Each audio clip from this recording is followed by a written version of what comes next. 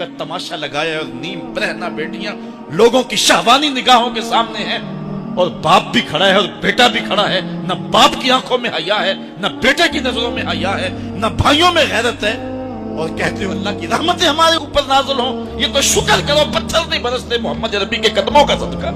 اسلام کا جو بنیادی اخلاق ہے وہ حیا ہے، یہ بات ذہن میں رکھیں۔ ہر دین کی ایک پہچان ہے، حضور نے فرمایا اسلام کی بنیادی پہچان کیا ہے؟ حیا ہے۔ جب ہم نے اسلام کے دامن کو چھوڑ دیا ہے، یہ رسم حنا کے نام سے بدتمیزی یہ کس معاشرے سے ہم نے لی ہے؟ ہمارا تو رب یہ بھی گوارا نہیں کرتا کہ ہفتے کے دن کی تعظیم ہو اور اونٹ کا گوشت ایک بندہ ترک کرے یہودیت کی رسم سمجھ کے، اسلام سے ٹکراتا نہیں ہے، پھر بھی جو ہے وہ اسلام اس کو گوارا نہیں کرتا۔ اور کیا بہوؤں بیٹیوں کا تماشا لگایا اور نیم برہنہ بیٹیاں لوگوں کی شہوانی نگاہوں کے سامنے ہیں، اور باپ بھی کھڑا ہے اور بیٹا بھی کھڑا ہے، نہ باپ کی آنکھوں میں حیا ہے، نہ بیٹے کی نظروں میں حیا ہے، نہ بھائیوں میں غیرت ہے، اور کہتے ہو اللہ کی رحمتیں ہمارے اوپر نازل ہوں۔ یہ تو شکر کرو پتھر نہیں برستے محمد عربی کے قدموں کا صدقہ۔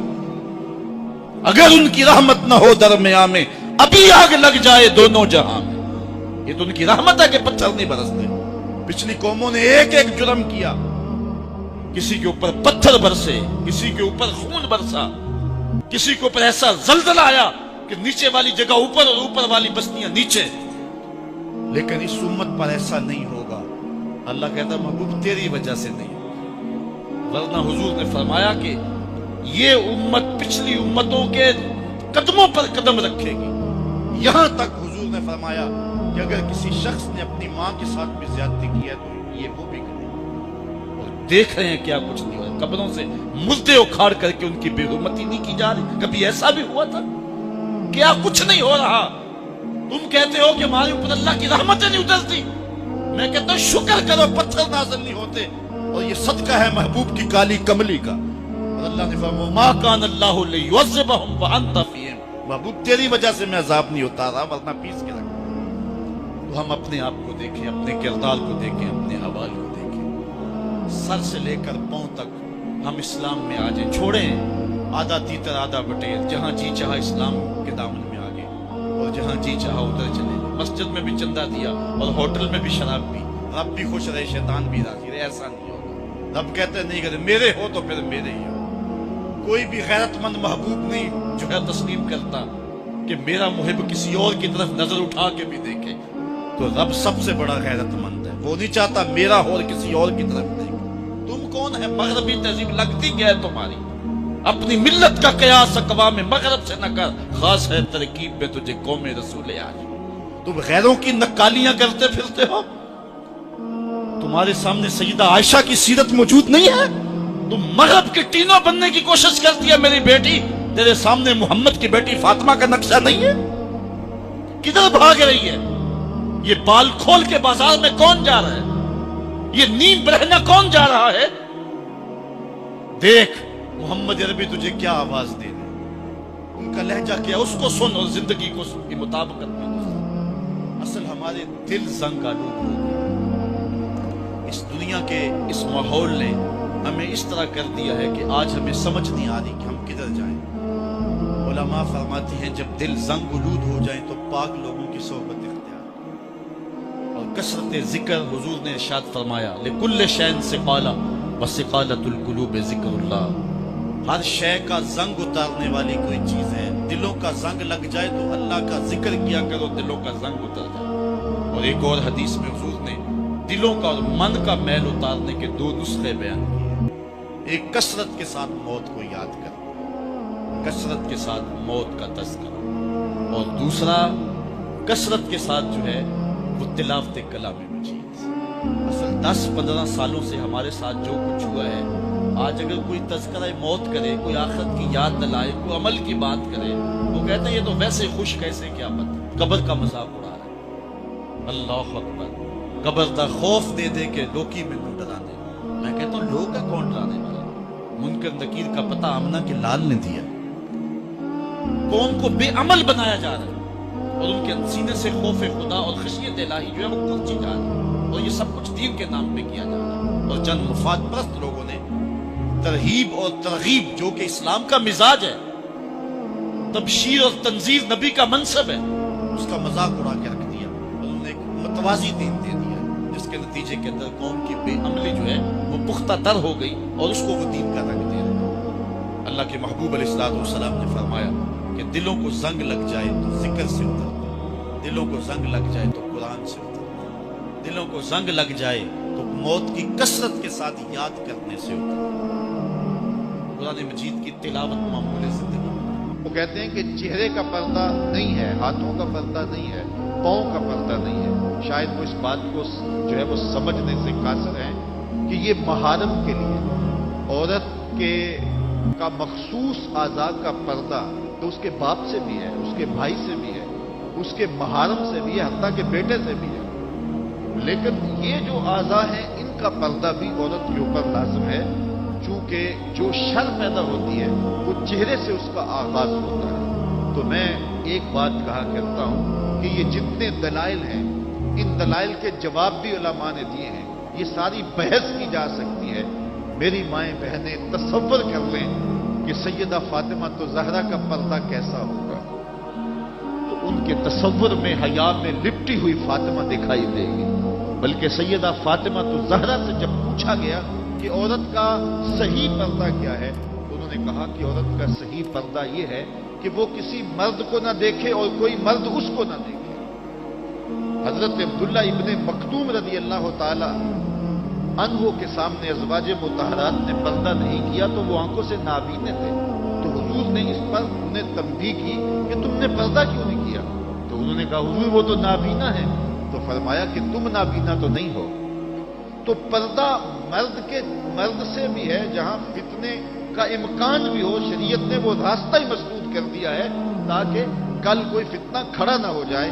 तो मैं सादी सी बात ये करता हूं कि पर्दे के हवाले से दलाइल की दुनिया भी एक बहुत बड़ी दुनिया है, लेकिन मेरी माएँ और बहनें ये तसव्वुर करें कि सैयदा फातिमा तो ज़हरा का पर्दा क्या होगा, तो ये तसव्वुर करने से ही तबीयत में हया पैदा होना शुरू हो जाएगा और सैयदा का पर्दा और उनकी इस्मत और उनकी आबरू का अंदाज समझ में आ जाएगा।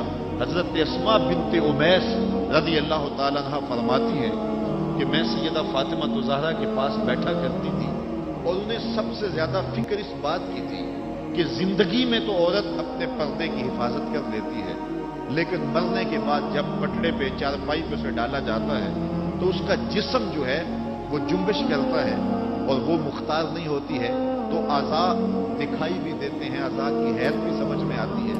तो ये बड़ा मुश्किल लम्हा होगा जो मरने के बाद दरपेश होता है।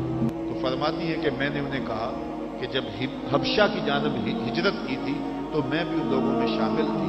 तो मैंने वहां हबशा में देखा है कि चारपाई के चारों पायों के साथ शाख बांध देते हैं और फिर उनको दरमियान में जोड़ देते हैं और उसके ऊपर कपड़ा डाल देते हैं और ये एक डोली बन जाती है। तो कहती जब मैं ये बात बताई तो सैयदा बहुत ज्यादा खुश हुई। कहा ये तो एक बहुत अच्छा तरीका समझ में आ गया जिससे मरने के बाद भी औरत के पर्दे की और उसके जिस्म की हिफाजत हो सकेगी, किसी की नजर नहीं पड़ेगी। तो ये वो सैयदा हैं कि जिन्होंने अपने पर्दे की हिफाजत यूं की कि गैर मर्द ने उन्हें नहीं देखा और फिर मरने के बाद भी उनके लिए वो डोली तैयार कर ली गई। रात की तन्हाइयों में उनका जनाजा पड़ा गया और ये वो पाक दामन खातून है जिनका आंचल मेहरो मां ने भी नहीं देखा है। और जब कयामत का दिन होगा तो हजरत सैयदा फातिमा तो ज़हरा 70,000 खवातीन के जलो में निकलेगी। तो आवाज आएगी या अहलल जमरे गुद्दू अबसारकुम लिअन्ना फातिमा बिन्ता मुहम्मदिन हत्ता तमुर्रा। ए लोगों निगाहें नीची कर लो, मोहम्मद अरबी की बेटी की सवारी गुजर रही। तो दुनिया पर भी उनके पर्दे की हिफाजत, बाद विसाल भी और फिर कयामत के दिन भी। मुझे बताए औरत क्या वो मगरब की आवारा लड़की के रूप में जिंदगी गुजारना चाहती है या सैयदा फातिमा तो ज़हरा के पर्दे की वारिस बनना चाहती है? वो सड़कों पर लहरा कर चलने में फख्र महसूस करती है या कि वो अपने मखसूस पर्दे में लिपट करके तकद्दुस महाब अंदाज में घर से मजबूरन निकलना पड़े तो निकलना पसंद करती है? कोई भी शरीफ ज़ादी ये पसंद नहीं करेगी कि वो मगरब की हया बाख्ता लड़कियों की तरह आवारा मिजाज हो اور اس کی طرف شہوانی اور بھوکی اور غلیظ اور گندی نظریں اٹھے، وہ چاہے گی کہ میں تقدس معاب زندگی گزاروں۔ میری بہن، تیرا برقع تیرے لیے قید خانہ نہیں، تیرے برقعے کی ایک سلوٹ تیرے حیا کا پہرا ہے۔ تو مغرب کی ٹینوں نہیں ہے، تو مشرق کی بیٹی ہے، تو فاطمہ ہے، تو عائشہ ہے، تو حفصہ ہے۔ تیرا پردہ اس کائنات کے حسن کی علامت ہے۔ تو سمٹ جائے گی تو امت پھیل جائے گی، تو گھر کو سنبھال لے گی تو امت بحر و بر پہ جاری ہو جائے گی۔ تو عورت کو گھر میں سمٹ کر کے اپنی اندرون خانہ ذمہ داریوں کو سنبھال کر کے اپنی عصمت اور اپنی آبرو کی حفاظت کرنی چاہیے تھی۔ اقبال نے بڑی خوبصورتی سے اس پر بحث کی ہے کہ عورت کے لیے پردہ ضروری ہے یا نہیں، اور پھر کہا عورت کو یہ خود اپنے آپ سے پوچھنا چاہیے کہ وہ کس روپ میں اچھی لگتی ہے۔ ذرا دیکھیے اقبال کا لہجہ، اللہ اکبر۔ اس راز کو عورت کی حقیقت ہی کرے فاش، مجبور ہے معذور ہے مردانے خرد مند، کیا چیز ہے آرائش و زیبائش میں زیادہ، آزادی نسواں یا زمرد کا گلو بند۔ اقبال کہتا ہے کہ عورت اپنے اندر کی عورت سے پوچھے کہ اس کے لیے حسن کہاں ہے، زمرد کا گلو بند اس کو دیا جائے اور وہ پردے میں جو ہے وہ سمٹ کر کے گھر کی ملکہ بن کے رہے، تو یہ اس کے لیے زیادہ اعزاز اور عزت اور فخر کی بات ہے، یا وہ جو ہے وہ آزادی نسواں کے نام سے بازاروں میں گھومتی پھرے اور مردوں کے سامنے ہنس ہنس کے باتیں کرتی پھرے۔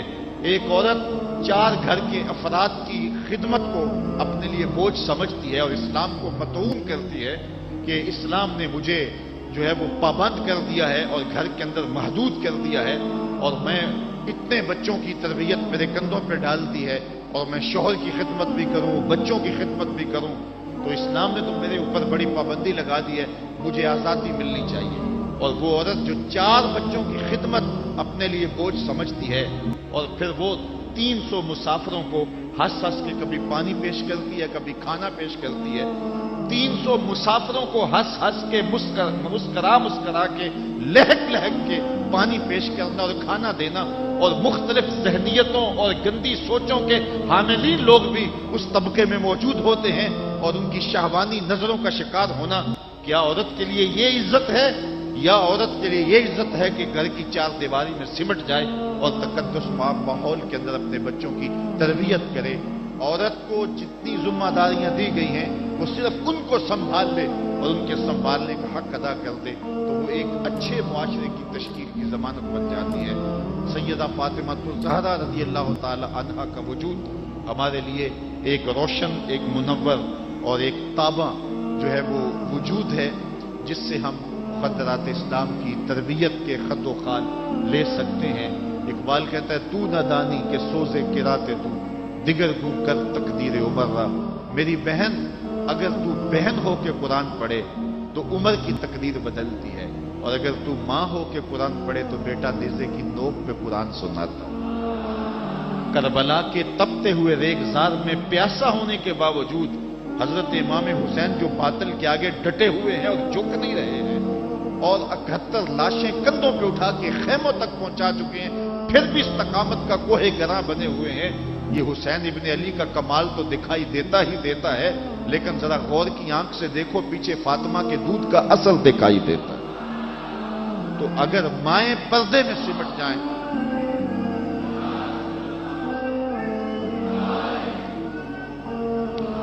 تو یہ حضرت امام حسین کی صورت کے اندر امت کو جو خوبصورت تحفہ دیا، بلکہ یہاں اقبال تو بے خود ہو گیا نا، وہ کہتے ہیں آپے سے باہر ہونے کی کیفیت، کہ عقیدت کا رنگ ایسا چڑھا کہ بس جذبات سے مغلوب ہوا۔ اقبال کہتا